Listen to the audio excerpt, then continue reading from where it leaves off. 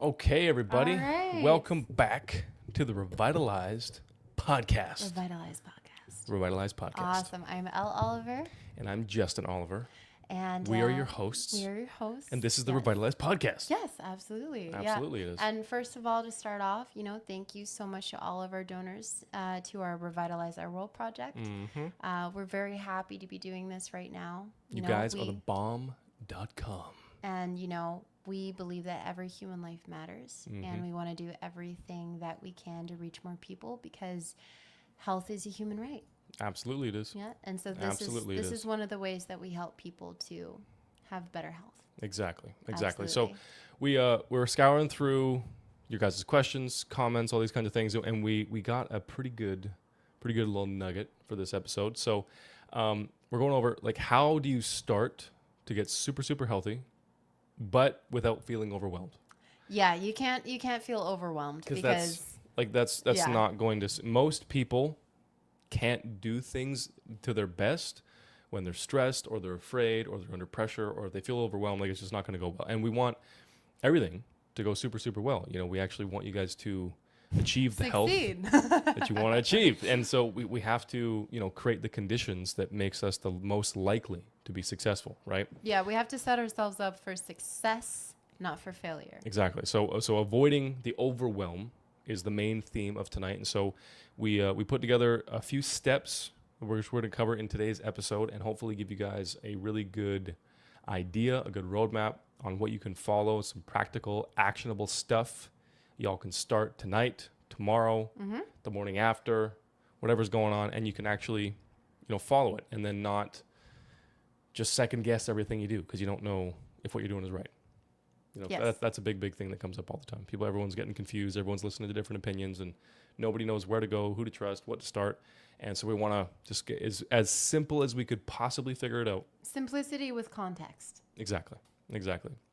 So today we're going to cover three main things. Okay, one, it's going to be figuring out why you need to be healthy, like a very, very strong motivating reason. Because if you that's don't specific to you. Exactly. Because if you do not have that, I can promise you, if you've at any point tried to follow a diet, tried to follow a workout program, tried to join some health program, you've attempted to get healthy before and it didn't work out, it was because your why was not strong enough. It was not powerful enough. There was not an important enough reason to you motivating you to do it. People always do what they want to do. And, it doesn't mean that you have to feel necessarily bad about it, but it just means that we have to be honest about it. Exactly. Right? Because if you want to take the leadership role in your life and get certain things done and achieve certain things, then one must be accountable. Absolutely. To certain realities. Right? Absolutely.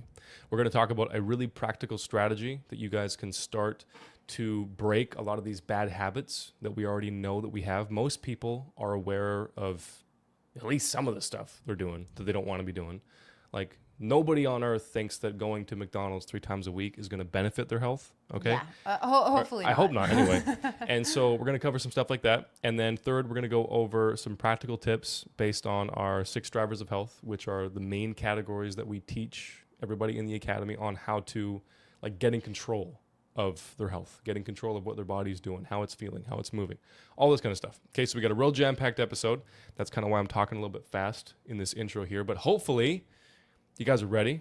Hold on to your seats, tie up your boots, get your fireproof books ready because the notes are going to be flying. Duct tape your socks on? Duct tape your socks on. That's a new one, but a practical one. That one's good. We should keep that. Somebody write that down.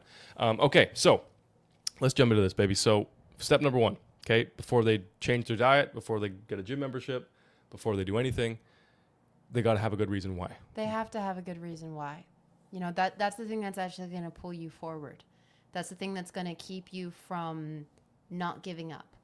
And again, just like Justin was saying earlier, if you don't stay consistent in something, and staying consistent in something doesn't necessarily mean that you never miss a day, right? It means that you keep going, you don't give up. Exactly. That's one of the most important aspects too. It means that you're above average for long enough to make it work, right? So we got 7 days in a week. If you're doing 5 out of those days, not 4, not 3, not 2, if you're above average, if you're above that 50% part, and you do that long enough, you're going to see something great. Absolutely. Absolutely. Consistency just brings results, and Mm-hmm. that's just very, very true. And so, again, like what is your why? And for a lot of us, maybe you yourself isn't important enough to make you make some better decisions in your life. That was actually the case for Justin and myself. Totally.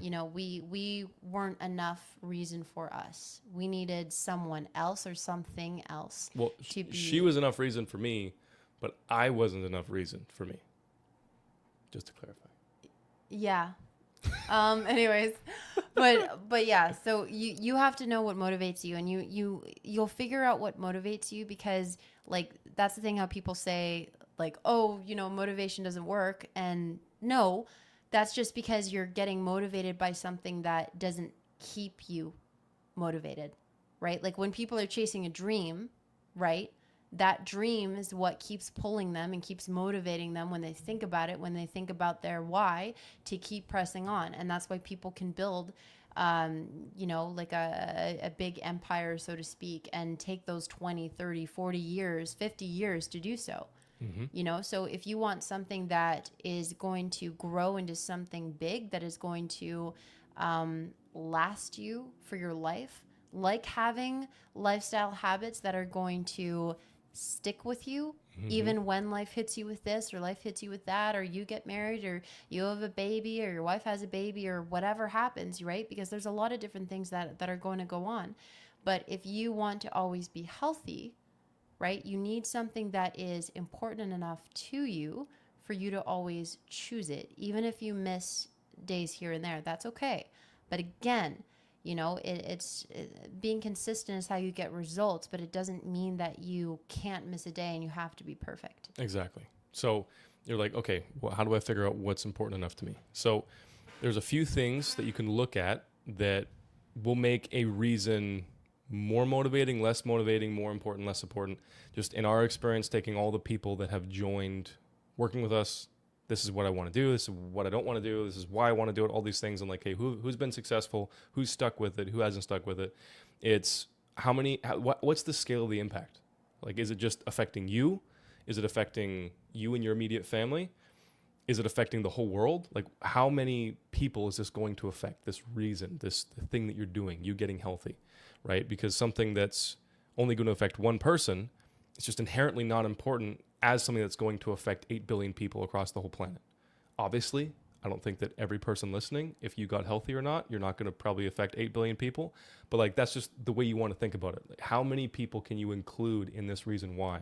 How many people can you getting healthy, can you losing the weight, can you beating the condition actually impact and help? Because then it's not just about you, it's about you and other people that you care about. And that's unanimously way more motivating than just your own personal desires, unless you're, you know, like a sociopath, narcissist type, which hopefully you're not. So is this going to affect your kids? How is this going to affect your spouses? How is this going to affect your friends? Are they going to get inspired or build hope for them, for their own future, seeing you make a positive change? Your employees, the people at work, are you going to be happier waving at people more on the street and giving everybody a bigger boost in the morning? Like, et cetera, et cetera. Get creative with it. Also, like, what does it mean for your life now? How does it change the conditions that you're living in? A lot of the time when people come to us and they have this big health problem, it's not just affecting the way that they look or the way that they think about themselves in the mirror. It's affecting how many hikes they go on. It's affecting their job opportunities. It's affecting their income. It's affecting their relationship with their kids or their spouse, because maybe they don't have the energy to go do the stuff that they want to do, the trips, the vacations, the adventures, all this stuff. So how is you changing going to affect the conditions you're living in?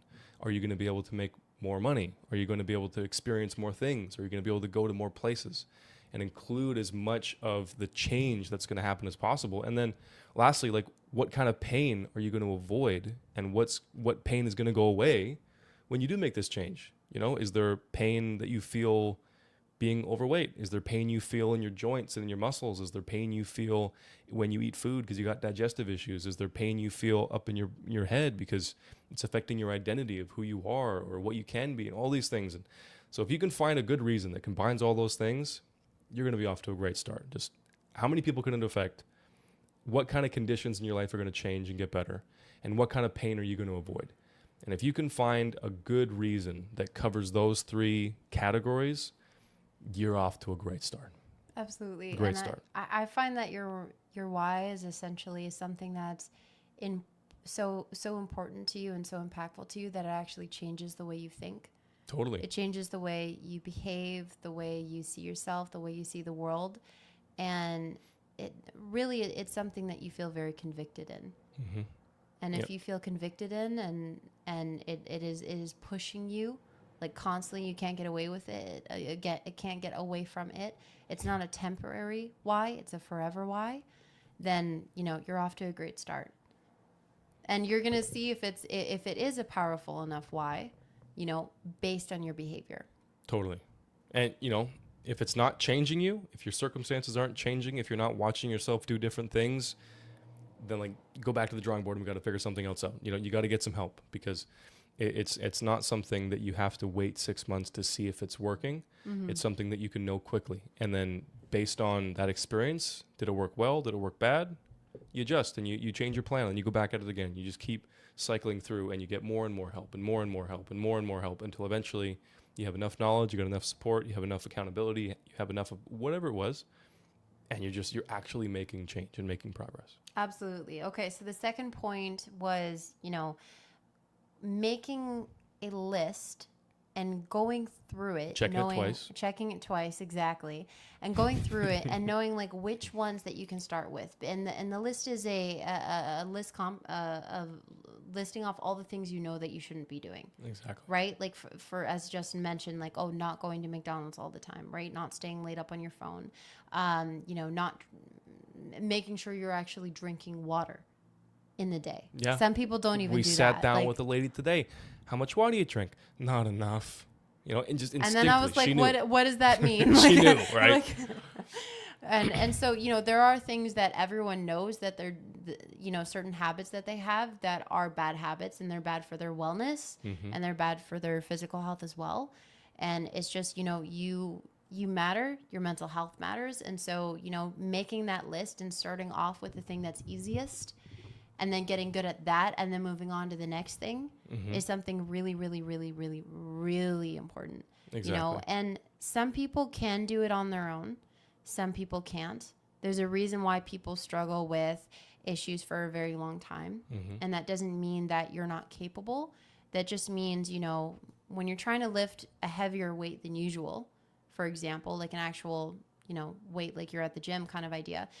If you are having trouble lifting it, that means you need more practice in it. Like you need to build up your strength more. You need a spotter. You need someone to help support you so that you can reach that higher level of strength. You can reach that higher level of accountability and, better habits, in order to be more consistent, in order to get that thing done.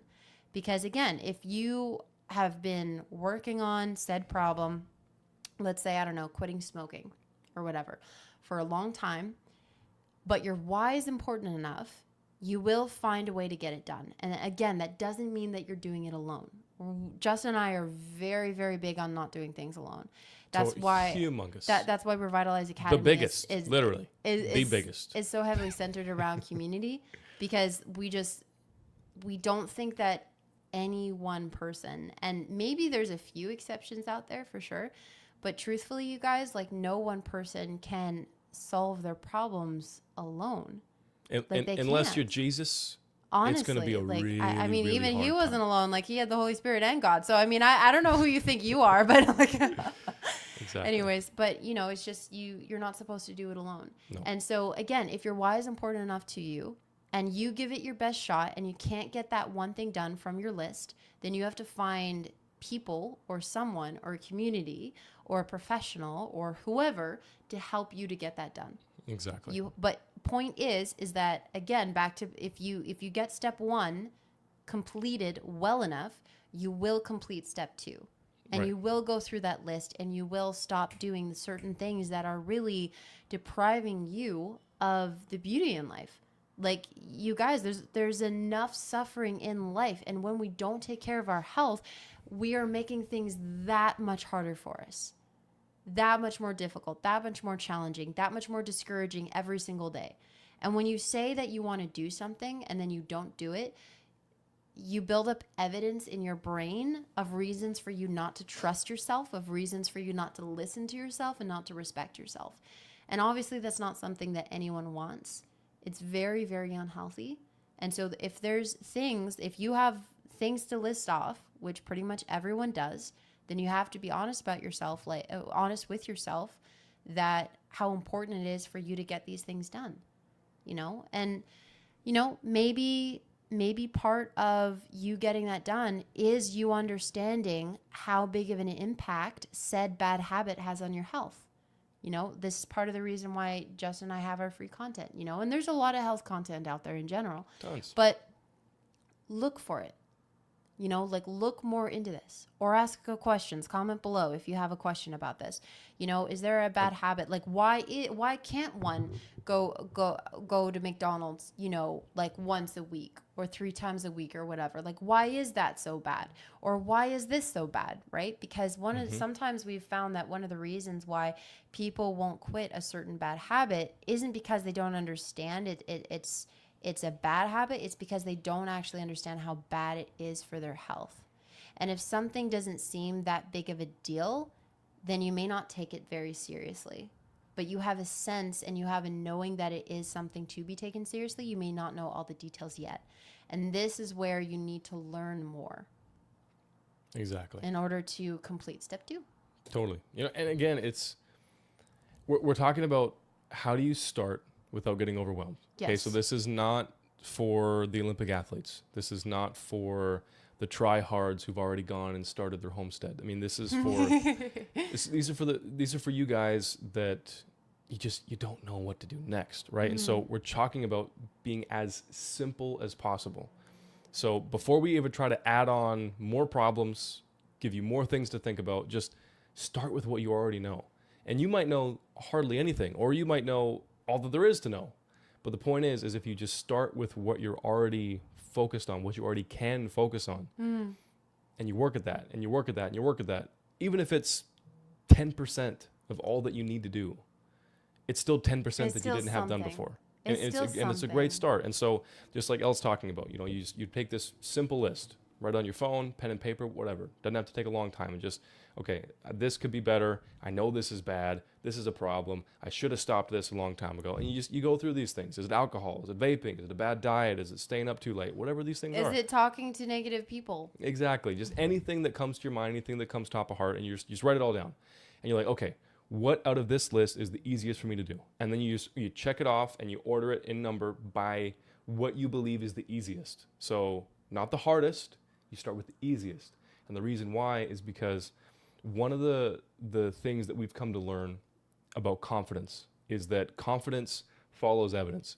And a lot of the time, because people have just very low confidence naturally, they've lied to themselves a lot. They've made a lot of mistakes. They've seen themselves do and say and feel a lot of really silly things. They've been mistreated. Exactly. And that's shrunk down our self-identity. It's made you believe things about yourself that aren't true. It's made you put limits on yourself that aren't really there. And so if you can, let's say you take 10 minutes extra a day and you go for a walk, and you know that you weren't moving enough, and so you just start with something easy, just a 10-minute walk. And I don't care how busy somebody is, unless you're running 16 companies and you're the CEO of all of them, you can find 10 minutes in your schedule. Okay. And actually, if you are the CEO of 16 companies, you're already doing a bunch of the stuff that we talked about today and way more things, because you know how important your health is. Because if your brain fries, 14 of those companies are going to go under tomorrow. So anyway, you start with something super, super easy. I'm not moving enough. I'm not active enough. Okay. 10-minute walk every day. In the morning, in the evening, you break it up over 2 5-minute walks, whatever it takes. And you start doing that. And then what happens is after a couple weeks, you're like, you know what? I've been consistent with these walks. Maybe I can do the next thing too. And you just go through this list, and it doesn't matter if it takes you 6 minutes or 6 months or 6 years. You just start attacking it, and you make progress, and you make more progress. And even if it's just 1% at a time, you make more progress and more progress. And then eventually you have this big, huge pile of evidence of all this progress you've done and all these things that you've accomplished and all these things that you don't have weighing you down anymore, because you deep down know that it's bad and not good for you and you shouldn't have done it, and it's not doing anything for your self-confidence. And then you feel better and you feel better. And then that belief, that identity that you're building, the skill that you get, the experience you get going through these simple steps will make the harder ones a little bit easier, and a little bit easier, and a little bit easier. And if you come across something, whether it's the first thing or the 10th thing, that try as hard as you can, you aren't able to make it work, and you're just wasting time and you're going at an uphill battle, like that's when you bring in people. Call in a friend, call in an expert, call in your mother-in-law who scares the crap out of you because she's got pinpoint accuracy with that sandal and you just don't know when it's coming next. Whatever it takes. It's about getting healthy and living that way. And that's so much better than whatever you got to trade or think that you're sacrificing to get there. Absolutely. You know? And again, that's back to that why. If that why is important enough to you, then you will get the job done. Again, not necessarily alone. You don't have to do it alone, and there's nothing wrong with doing things with other people. If anything, it's encouraged. Exactly. But exactly. If it's important enough, it will happen. Totally. So lastly, point number 3 is we're going to go over some practical tips from our 6 drivers of health, just to give you guys, okay, like I got a good start. I figured out why this is important, so I know what's going to keep me with it. I know a lot of the bad things that I should just focus on not doing, but okay, what are some good things that I can start doing, right? So we break this up over 6 main categories, right? So first of all, we have hydration. Okay, your body absolutely needs to be hydrated. It just does. Okay, nothing else in your body will work like it could or should if you are dehydrated. It's just that simple. Okay, if you don't know what that looks like, take more salt, take more potassium, get the highest quality water that you can find, a good filter, an ionizer, a spring from some ancient village in China, whatever it takes. Maybe not China. And aim to get about at least half an ounce per pound of healthy body weight on your body. That's just a very good beginner level 0 ratio to make sure that you're having enough fluids come in on a regular basis where you can start to get hydrated. Okay, if you need more help on that, we have some more free content on hydration. We got quite a bit, actually. We're doing a workshop this month about it, and if you join the academy, we got tons and tons of stuff all about it. Okay, but you got to get hydrated. That's step number 1, most important. You have to do it. Okay, then we're talking about your nutrition, right? If you don't know what diet to follow, what nutrients are most important, what a calorie is, again, we're talking simplicity. Okay, you don't need to know none of that to get a good start. If you can just follow a good 80-20 rule with whole foods to processed foods, like natural processed foods, that alone, just by itself, is going to do so much to help sort out your calories, help sort out your macros, your micros, help sort out so many things. And just the fact that you're cutting out a bunch of processed garbage is huge for your health. Ginormous, right? So what we mean by that is 80% of the volume of your food should be coming from single ingredient whole foods. What does that mean? It's stuff that comes out of the ground or stuff that eats what comes out of the ground and it hasn't been touched by some guy in a lab. Yeah. Right? So like an egg, an apple, a tomato, a piece of steak. Exactly. Okay. And then the naturally processed foods is, you're taking multiple whole foods and you're putting them together to make something else. So, you're not buying the Schmucker's apple jam from your local superstore. You're maybe getting some apples and you're crushing them down into a jelly type thing. Or you're buying a natural apple jelly without a bunch of preservatives and artificial crazy ingredients and synthetic chemicals and stuff. It's apples. It's like a natural source of sugar, like hopefully a natural preservative. Yeah. And then it's in a jar. And that's it. Like different, Exactly. You don't need 13 ingredients to make applesauce. Okay, it's apple in a sauce form. That's it. But that's an example of a processed food that we'd be cool with, And if you can make that 20%, make the whole foods 80%, and you do your best to follow that ratio, do it. Give yourself 2 weeks. You won't even know who you are anymore. You'll feel like a superhero. Okay, you'll go from dad bod to chad bod real quick. Yeah, so 80% whole foods, 20% naturally processed foods. Exactly. So again, with the ingredients being very simplified and few of them. Totally. And with the natural processed food, just rule of thumb, if you can't read what's on the label, it's not that you're not smart enough, it's that label is hootenanny and you should run from it, okay? And, as far as the ultra processed foods go, so we're talking the donuts, the Twinkies, the processed breads, the pasta made in a factory the size of Cancun, 0%. It doesn't mean we're saying no to pasta. It means we're saying no to pasta that makes people constipated. Exactly. Yeah.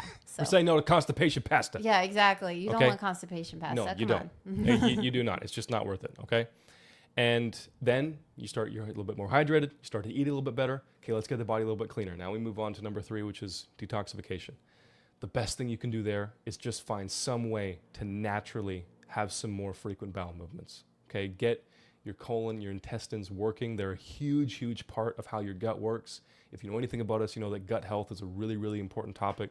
If you've been at all looking into health, I'm sure you've heard of the gut microbiome, you've heard of bowel transit time, you've heard of the health of your colon, the health of your small intestine, the health of your liver. Like it's a big, big topic these days. And more frequent healthy bowel movements, not like, you're not pooping 20 times a day or anything like that, just like a normal, consistent amount, at least every day, no matter what. Like across the board, every human being alive today with a working heart should poop every day, consistently, okay? Just get that out of the way. And if you can do that with, a little bit more fiber in your diet, getting more hydrated, taking some kind of a natural, not a laxative, not some diuretic, like a natural stimulant, herbs, plants, supplements that are known to help the colon get stronger, get more efficient, and not force your body to have a bowel movement, but to assist it in a natural way, awesome. But more bowel movements, healthier. If you don't know what a healthy bowel movement is, you can look up something called the Bristol stool chart. It will give it'll point you in the really good direction, okay? And now that you're hydrated, you're eating a little bit better, your body's getting a little bit cleaner on the inside, now it's time to do some training, some fitness, okay? And the number one thing we have here, I kind of already spoiled it earlier, but it's just you got to move every single day. Movement is medicine. You got to do it. Movement is medicine, okay? So if it's something like you're going for a 5, 10, 15, 20-minute walk, if you're swimming every day, if you're finding a sport that you enjoy, if you're making an extra excuse to play with your kids, whatever it takes, but you have to move. And if you can find a movement that involves your whole body, upper and lower, left and right, in and out, hopefully, you're Up good and to go. down? Up and down, 360 degrees, indoors, outdoors, hot, cold, everything, you're good, okay? Yes. We love walking. Walking is super simple. If you're not a fan of walking, if you haven't done walking before, if walking is difficult for you because of some kind of, a disability or a condition or just a lack of experience or motivation or whatever, something real easy you can try. Today, you walk for 1 minute. Tomorrow, you walk for 2 minutes. The next day, you walk for 3 minutes. And you can just continue to do that for a month. And within a month, you've gone from 0 seconds to 30 minutes. In a month. Like, that's cool. It's real easy. So you're like, oh man, I can't walk for longer than 5 minutes without my heart exploding. Ipso facto, you just proved yourself wrong there, pal. Because it's a month later, and you're doing 5 times that. Okay? It's great news. You're a superhero. And, so walk every day. Walk all the time. Take the stairs. Avoid the elevators. Avoid the escalators. Do whatever you can just to encourage your body to move, right? Yeah. And are you going to become an Olympic level bodybuilder doing that? No. Are you going to get your body healthier than it was before you started walking? Absolutely. Yes, and I find it's best to get it done as soon as possible, like early in the day. Totally. Just get it done early in the day, every single day, and then you don't have to think about it. Totally. And it's just going to put you in a great mindset for the rest of the day anyways. It'll be super awesome. Super awesome. And then after fitness, we got mental wellness, just how you're feeling, how you're thinking, your mentality, your perspective on life, your level of optimism, your level of pessimism, all these kinds of things, your self-identity, how you manage stress. It's a big, big topic. For this, we like to recommend to do journaling. Yeah. And if you don't have a journal or you don't like to journal, talk to someone. Totally. If you don't have anyone to talk to or you don't like to talk to someone, Yep. then one thing we even encourage people to do is even get one of those like a simple recorder and like audio recorder and record yourself just speaking Like your out Captain loud. Kirk from Star Trek. Exactly, and you're just Sally's log. I felt kind of okay today. And then 10 Sally's logs later, I've been walking a lot and I feel freaking great. Exactly. That's how it works every time. That kind of idea. And the Yep. thing is like if you're not addressing the things that are annoying you, irritating you, making you sad, whatever the case may be, that's going to accumulate inside of you. Totally. You don't want that to happen. And then eventually something small is going to happen and you're just going to be like throwing like clipboards all over the place because it was the straw that broke the camel's back. Because you got so stimulated, and then all of a sudden, boop, you're overstimulated. You're past the line, and you're like mad at everyone and yourself, and you're frustrated, and you're hot, and you're annoyed at everything. But attractive. But of course, it's good. Of course, just a because you've been walking a lot. Exactly, because you've been walking a lot, and so. But if you get better at just actually kind of having like an outlet, having a release from your day, that is one of the best things you can do for yourself. Totally, mentally and physically. And if you don't know what to write about, and you're not comfortable sharing your feelings, sharing your thoughts, or anything like that in a book or with a person or in like a Star Trek tape recorder, doesn't really matter. Start with just things you're grateful for. Start a gratitude log and just train your brain, train your mind, train your soul to think about things that you should be happy about, things that are making your life better, not things that are making your life worse. And just write down 3, 4, 5, 6, 7 things every day and get in the habit of journaling. And then maybe after you write your gratitude log, you write a little bit of stuff like, hey, by the way, Sally at work, she was really annoying. She wouldn't stop talking to herself, pretending to be this character from Star Trek, and I couldn't really focus on my work. And then my boss got mad at me, and now I'm having a bad day. But then, hey, you know what? Maybe you're following Sally's footsteps. Maybe you guys do a team recording, and then you guys start talking about your stuff together, and then you start like a support group, and you and Sally become best friends. You get a timeshare down in Mexico, and you live happily ever after. Who knows? Who knows what could happen? Starts with being grateful. The world is your oyster. Exactly. Yeah. Exactly. Gosh, this is gold, babe. I think so too. Yeah. Okay. And lastly, but not leastly, lifestyle. is that how you say it? Leastly, is leastly a word? I know it's last but not least, but is leastly? No, I don't think so. No? Okay. Any hoozle, we're talking about your lifestyle overall. So this is the combination of your routines, your habits, your schedule, the way that literally your day-to-day life goes from wake up to bedtime, right? And one of the best pieces of advice we have there, and this kind of ties all of this stuff together because it will affect a lot of things, it's just to get a really solid morning routine. If it doesn't have to be like one of these millionaire, billionaire, cajillionaire, I have all the money in the world type of morning routines, and this is what I did every day for 3 hours to build a $10 billion business. Like, that's just ridiculous nonsense. 3 things that you do every morning. Yeah. Takes you 5 minutes. 5 things you do every morning takes you 50 minutes, whatever it is. But you get in this routine. You get in this consistency with your schedule, with your process. You wake up, you do this, then you do that, then you do this, and you get a win in for the day. You're like, hey, you know what? I followed my morning routine, and I'm freaking kicking some butt. Exactly, like right? going for a walk, like doing some journaling. Exactly. Like there's so many different things you can do. Going outside, getting some sun on your face. Brushing your teeth in the morning first thing, and then also flossing. Making and your bed. Not having to lie to your dentist and giving him some kind of trust issues. Because you say you're flossing, but he knows you're not flossing. But, And so you do it in the morning, and then you're good, and you're both happy. Exactly. And you stop your dentist from going crazy because he's wondering why everybody hates him and doesn't tell him the truth. And you could be the difference in that. Exactly. That's on your shoulders. Yeah. You don't want that kind of weight. A dentist going into early retirement because of what you did to him. Who wants to deal with that? That's a kind of heartache you don't come back from. Yeah. You know, they say that a lot of dentists they're pretty depressed. Maybe it's because everyone lies. It's your fault. Maybe it's your fault. You gotta be the you don't change, floss, okay? Because you don't freaking floss like he told you to.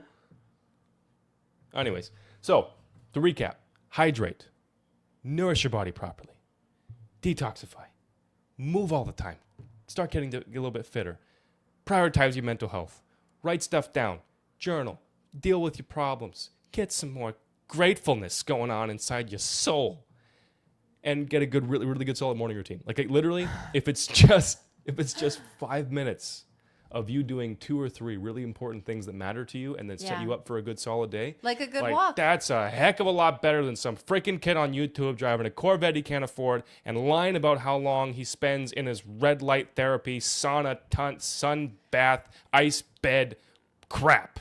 Yeah. Okay. This has been the ReVitalized podcast. We thank you guys for watching. Hopefully this was a good one. If you guys got some good things out of this one, you got a little nugget of wisdom. You got a little key takeaway. You got a little bit of laughter, a little bit of encouragement potentially. Thank you. Thank you for being here. Thank you for laughing with us. And please like and share. And like, share, comment. You don't know how much that helps grow the channel, grow the show, help us reach more people. We really appreciate it. warms our hearts. Even if it's just a singular emoji. Just a Just singular one emoji. That's all we're asking for. Just with, one like, emoji the a hot day. Eyes or something. I don't think. Just one emoji a day, and you can save the show. I'm kidding. That wouldn't do anything. But no, that would do a lot actually. Oh, thank you. We just got 2 emojis. Oh, wow. You guys are incredible. Anyways, so cute. So yeah, thank you all for watching. Thank you for tuning in. This has been the ReVitalized podcast. We're signing out. I'm Justin. I'm Elle. And we did our best. Okay. Absolutely. Thank you guys, and we'll see you next week. Bye. Okay. See you guys.